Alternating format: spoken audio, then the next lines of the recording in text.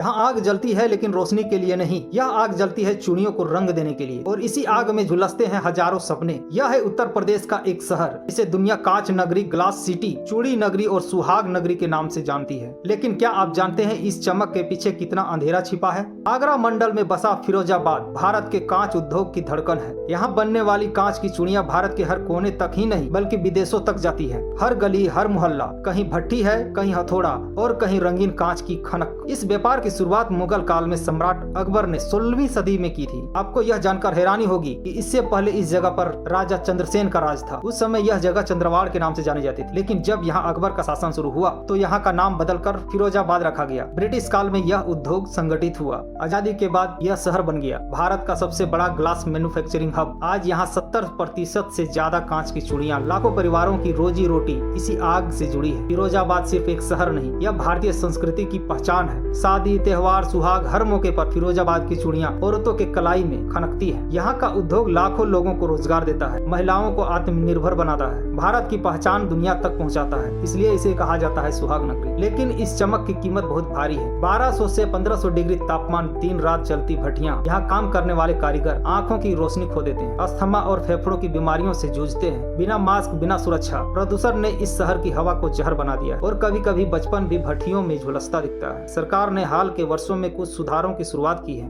Gas आधारित भट्टियां, प्रदूषण नियंत्रण योजनाएं, बाल श्रम पर सख्ती, स्किल डेवलपमेंट प्रोग्राम। लेकिन सवाल यह है, क्या ये योजनाएं कारीगरों तक पूरी तरह पहुंच पाई है? अगर आधुनिक तकनीक अपनाई जाए, कारीगरों को स्वास्थ्य सुरक्षा मिले, पर्यावरण अनुकूल भट्टियां लगे, तो फिरोजाबाद सिर्फ भारत की नहीं दुनिया की सबसे बड़ी ग्लास कैपिटल बन सकता है। फिरोजाबाद की चूड़ियां सिर्फ कांच की नहीं होती, उनमें मेहनत होती है, त्याग होता है और कभी कभी आंसू भी। अब सवाल हमसे है, क्या हम इस चमक के साथ इंसान की जिंदगी को भी सुरक्षित बना पाएंगे? क्योंकि असली विकास वही है जहाँ हाथ भी सुरक्षित हो और सपने भी। जय हिंद, धन्यवाद।